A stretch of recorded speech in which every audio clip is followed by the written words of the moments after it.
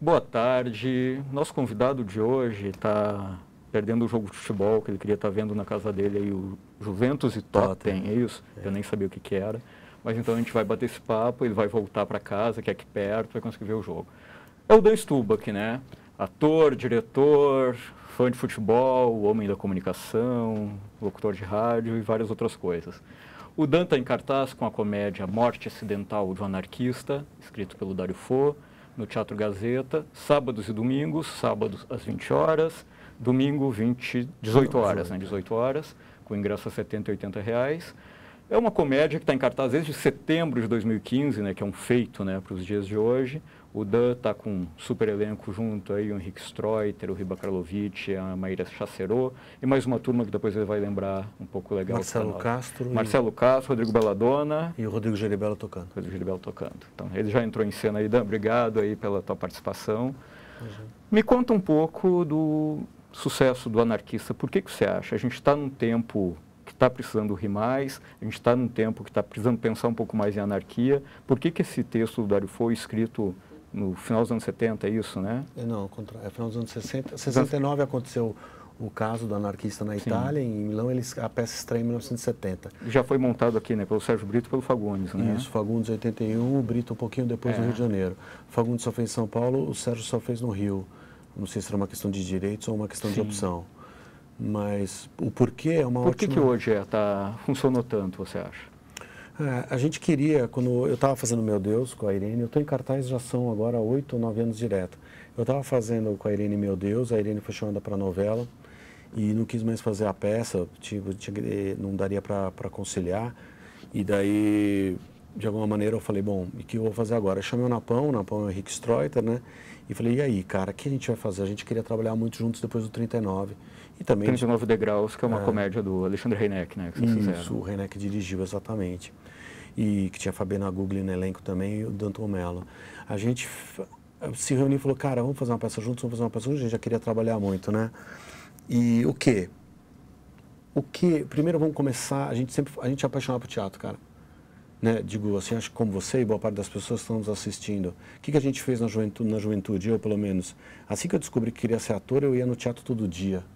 Então eu assisti tudo que eu podia e quando não tinha a peça eu ia ver um ensaio. Eu lembro de assistir Solidão, a comédia no Ruth Escobar. Com o Diogo Vilela. Isso, com o Diogo. A produção achava que eu trabalhava no teatro, o teatro achava que eu trabalhava na produção. E eu estava lá todo dia, eu falava muito e assistia o ensaio. Eu assisti o Fagundes, do Urdimento, deitado do Urdimento, vendo todos os ensaios do Macbeth. Então, eu tinha essa loucura, eu fui contra a regra do Irma Vap. Você foi contra a regra do Irma Vap? Olha. Fui contra a regra do Cultura Artística, tinha lá o Irma Vap, depois tinha o Flaninho Dona Coisa, aí eu Luiz Cardoso era Cebola Baniana. Isso, eu era contra a regra do Elias Andrade, que dirigiu essa montagem, e daí eu virei assistente dele no meio do caminho, depois ele me apresentou para o Nanini, eu virei assistente do Nanini. Na verdade, o Elias dirigia o Ari Fontoura numa peça. Corações Desesperados, ele e Cristina Pereira, né? Isso, exatamente. Corações Desesperados, acho isso aí. Aí eu pulei, então, digo assim, eu fazia teatro, a gente se reuniu e falou, cara, vamos fazer uma peça que nos lembre essas peças que a gente viu e que nos marcaram, e que fizeram a gente ser ator. E a gente começou a elencar e lembrar esses espetáculos, e um deles era o Morte Acidental do Anarquista, que para o Napão foi o espetáculo que fez com que ele decidisse ser ator. Por quê? Porque tinha improvisação, tinha alegria, era comédia, mas era uma comédia inteligente, que falava do seu tempo. Naquele momento, era um espetáculo que as pessoas podiam... O Fagundes falava, o governo, e a plateia gritava, filha da puta. E ele não era ele que falava, era a plateia. Sim. E estar na plateia naquele momento e poder não só xingar o governo na ditadura, mas também poder se manifestar, era revolucionário. Isso está acontecendo hoje também? Ninguém xinga de filha da puta, mas há um momento, eu podia estar falando assim. Agora vamos lá, a gente está ao vivo, fica tranquilo. Mas as pessoas podem se manifestar. Bom, então a gente falou assim, queremos um momento para se manifestar. Então uma peça que possa... Digo assim, a gente começou a ler vários textos e aí o Anarquista se encaixava nessa vontade de homenagear atores e montagens que nos marcaram, de ser atual, de ser comédia e da gente poder falar do nosso tempo. E de ter uma coisa que só o teatro tem, que cada noite fosse diferente da outra. E o seu personagem tem um pouco da coisa do ator também. Porque, na verdade, para contar um pouco da história aqui, é um cara lunático, que não se conforma em ser só uma pessoa, né? Ele quer ser muitas pessoas ao mesmo tempo, que chega numa delegacia e começa a armar um monte de confusão. Ele tá detido ali porque ele se pensa passar por um psiquiatra, e naturalmente ele não é psiquiatra, mas ele falou, sou louco, fui internado 16 vezes, eu sei tudo sobre louco, não preciso estudar. Eu estudei mais que qualquer um, e ele tá detido lá por conta disso, e daí ele acaba se passando por um juiz, ele tem essa doença de se passar por pessoas, então ele se faz passar por um juiz para investigar um caso. Que caso? Um caso que aconteceu na vida real, que o Dario Fo viu a investigação e pegou os autos do processo e criou os personagens reais a partir dos autos desse processo. Lá na época, quando a peça foi montada, foi um enorme escândalo, teve muita força. E aqui também tem. Por quê? Porque o juiz, de uma hora para outra, virou o grande personagem da nossa realidade Depois social. da estreia de vocês, inclusive, né? Então, eu, no garoto, não sei você, mas eu não sabia o nome de nenhum juiz, e digo, dos juízes do Supremo Tribunal. E hoje em dia eles são heróis ou vilões, dependendo aí da posição política de cada um, mas fundamentalmente muito importantes e muito presentes na sociedade. Então aí eu vou lá e faço o juízo. E daí vem a história da plateia que a gente criou no ensaio, que era da plateia me sugerir frases para eu falar como juiz no meio da investigação. E a plateia sugere todos os tipos de frase e eu coloco essas frases ao longo do espetáculo. A gente, quando contou isso para o Dario Fo, ele falou, é uma maravilha que a plateia se torne cúmplice do louco na investigação do caso. E é maravilhoso porque daí cada apresentação será única, porque vem as frases numa apresentação e não vem outras. E também tem um músico que cria as coisas na hora. Eu queria esse teatro, eu queria um teatro vivo, teatro muito presente e muito do momento, e muito festivo, assim. E tem essa loucura do ator, de querer ser muita gente ao mesmo tempo também? Tem. Tem também, claro. Tem. A gente quer viver vidas que a gente não vive na vida real e poder brincar com isso. E daí, naturalmente, o personagem ele está vestido de preto e neutro porque, de alguma maneira, é essa figura do ator que se transforma o tempo inteiro. No final, tem até uma inserção nossa de um texto do William Shakespeare que fala do ator, que foi uma coisa proposital sugerida pelo diretor Hugo Coelho. Para que essa transposição fosse ainda mais evidente. Então, é um grande faz de conta. Tem uma coisa que eu acho muito curiosa, eu raramente vejo um espetáculo mais de uma vez. E as poucas vezes que eu vejo um espetáculo mais de uma vez, na segunda eu não gosto tanto. Eu vi vocês lá na estreia no Teatro Porto Seguro, em setembro de 2015. Gostei muito, achei muito afinado. E fiquei muito surpreso em ver, há um ano e meio atrás, eu acho, no Festival de Teatro de Angra, que eu fui jurado, vocês estavam lá, tive que ver o espetáculo de Antive, que foi o espetáculo de novo. E normalmente a comédia, com o tempo, fica mais complicada. E vocês estavam melhores ainda do que na estreia. Assim como... Você acha que isso é um pulso da direção ou vocês vão se cuidando para não cair muito nas piadas demais, no improviso demais? Como é que vocês conseguem seguir, mesmo ficando evidente, acho que vocês improvisam um pouco, mas controlar esse improviso? Cara, é legal você falar isso, porque a gente é muito presente, sim. É um elenco muito ligado, né? E de gente que já passou por tudo. Gente que já passou por espetáculos que começam muito bem e depois de um certo tempo esgarçam, cada um começa a fazer os seus cálculos, inventar suas histórias. O espetáculo começa com 1h20, depois disso ele tem 1h50, de meia hora de coisas inúteis, que só serve à vaidade dos atores na maioria das vezes. Eu já participei de processos assim e não queria que voltasse. Napão participou de processos assim, Riba, todo mundo, então, Maíra, todo mundo é muito sério. E tem uma coisa que é legal, tudo que o espetáculo tem de improviso, de proposta, foi pensado, tudo. Eu queria que tivesse a improvisação, que a plateia participasse, porque era um jeito de tornar mais leve a questão política, de que cada um pudesse rir, inclusive da sua opinião política. Falar de política hoje em dia é uma coisa muito tensa. Então, tudo é pensado. Então, os improvisos que valem, os que vão entrar, os que não vão entrar, as coisas que deram certo num dia, se eles vão continuar ou não, tudo isso é conversado. E a gente é muito ligado no tempo. A gente sabe que se o espetáculo passar de um determinado tempo, ele fica ruim, ele cansa, por mais que a gente esteja se divertindo. Não existe, você vai lá assistir espetáculo, você sabe disso muito melhor que eu. Não existe coisa... Existe, mas é um pouco constrangedor quando você vê um elenco que se diverte mais do que quem assiste. Não é? Fica estranho, né? Então a nossa prioridade é o público, não somos nós. Eu estava lembrando de uma conversa que a gente teve há uns 6, 7, 8 anos, talvez até um pouco mais, antes de ter essa loucura de rede social, de Facebook, de Instagram, dos atores felizes, querendo aparecer muito, né, com essas histórias todas, mas você já era um cara que queria jogar em várias áreas. Fazia já programa de rádio, que faz até hoje, no Fim do Expediente. Você queria testar novas coisas e mostrar a cara de outro jeito, que não só o Dan, ator, que faz um personagem. E eu lembro que você falou que o Paulo Autran tinha, na época que vocês fizeram Visitando o Sr. Green, na segunda temporada, ele disse: Dan, para que você quer fazer rádio? Para que você quer que as pessoas saibam quem você é? Você acha que você soube fazer essa transformação do ator, que é só o personagem, o ator anônimo, digamos assim, para esse ator que todo mundo sabe quem é o Dan Stuba, que de uma forma mais saudável, mais legal do que está sendo feito hoje em Facebook, Instagram, Twitter e redes sociais em geral? Cara, tem uma vontade de ser honesto com você. A minha honestidade diz que é um jeito de lidar contra a tristeza, né, cara? Contra a solidão, contra a tristeza, o teatro, a arte. Eu acho que você encontra as pessoas através do seu trabalho.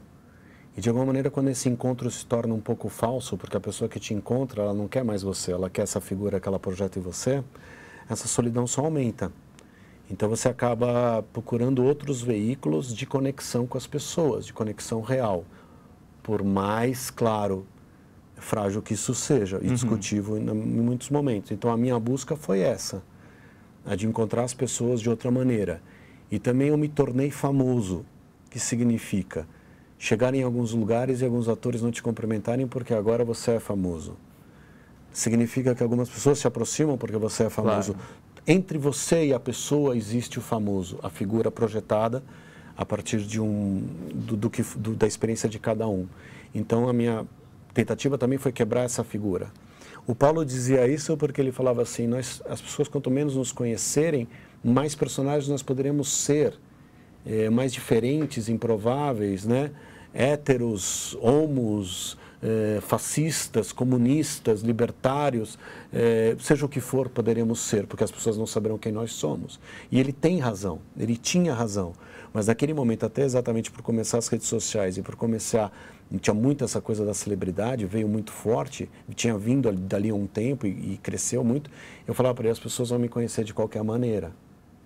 Então eu acho que uma das possíveis jeitos de me tornar mais, sobreviver de uma maneira legal, é que as pessoas me conheçam de um modo mais honesto.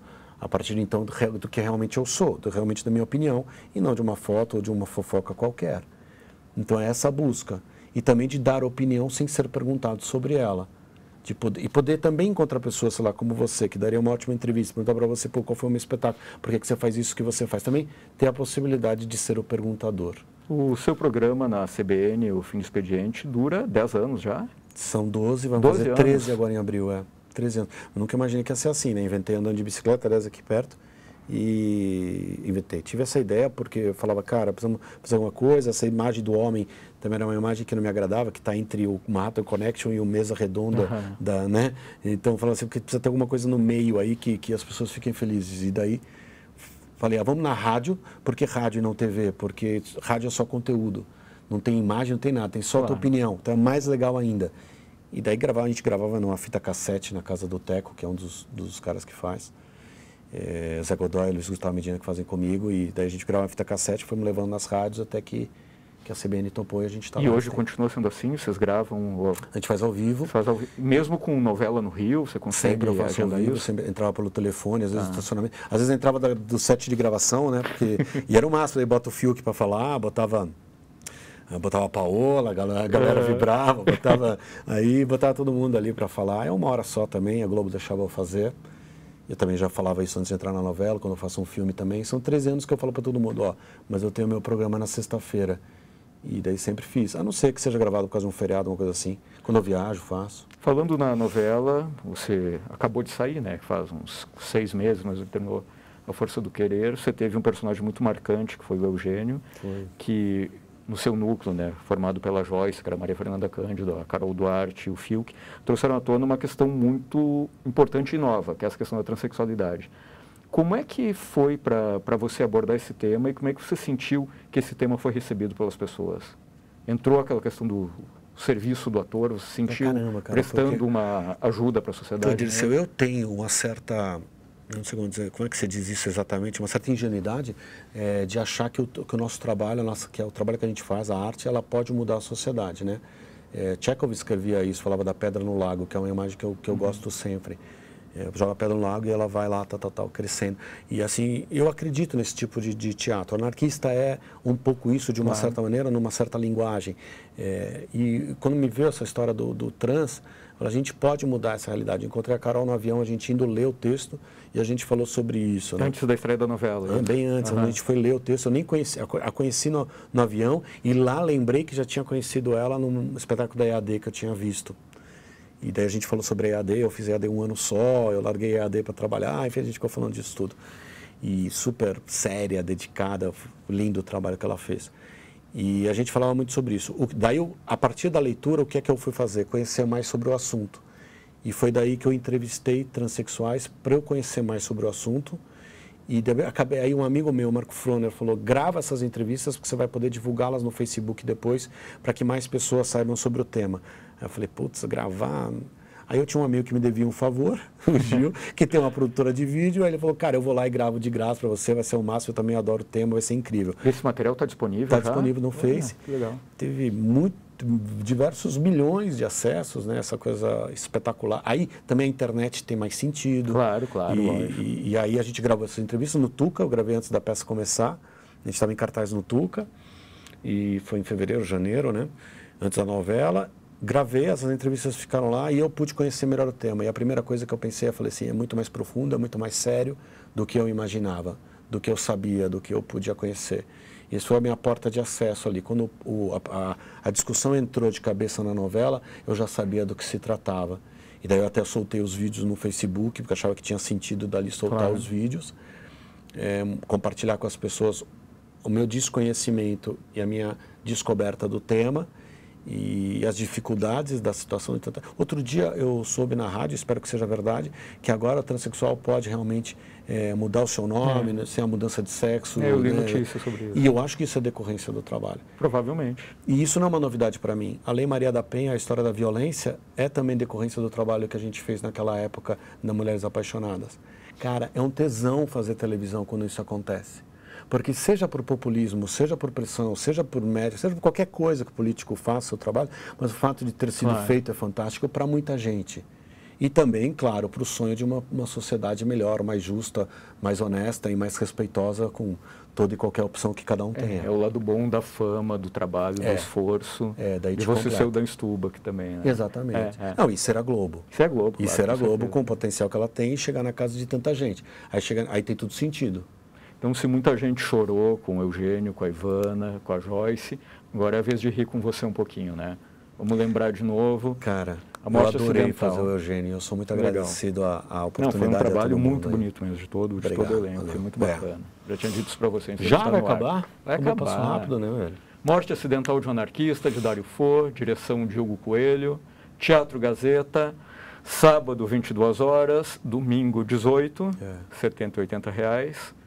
Dan Stuba, Kiriba Karlovic, Henrique Streuter, Maíra Chacerro, Rodrigo Belladonna, me ajuda. E Rodrigo Geribello. Rodrigo Geribello. Castro. Até final de... A gente fechou por 2 meses com o teatro para ver o que é que vai dar. O Gazeta é um teatro muito popular e isso é muito bacana, reunir todos os tipos de pessoas de todos os lugares, né? E isso é o lugar que a gente queria estar fazendo, a gente já fez em tantos teatros por aqui, acho que é o 4º em São Paulo. Já 27 cidades, fizemos no Rio de Janeiro também uma temporada grande. Cara, eu fiz esses horários de sábado às 10 e domingo às 6, porque eu achava que também todo mundo podia escolher e ir, né? Por 2 meses. A gente quer fazer uma temporada curta para ver o que vai dar. Não temos patrocínio algum, não temos Lei Rouanet. A gente vive da bilheteria. Então, espero que gire. Pagando o ingresso, a gente está ajudando o teatro. Essa é uma também, outra discussão boa para a gente ter outro dia. Então, vamos lá, vamos marcar outras aí. Quando a gente assistia teatro, a plateia nos pagava. Quando a gente começou a assistir, era Exatamente, isso, né? A gente pagava de algum jeito, né? De algum jeito a gente precisa voltar a isso, que não seja caro para quem paga e barato para quem recebe. Exatamente. Dan, obrigado pelo papo. Vai para casa ver teu jogo agora. Não, já é, não. O jogo, você superestimou o jogo. Que pena, você estava tão triste, achei que fosse um lamento. Não, tudo na boa. Gente, valeu. Então, semana que vem a gente volta com mais um papo de teatro aqui na Veja São Paulo, tá? Boa noite.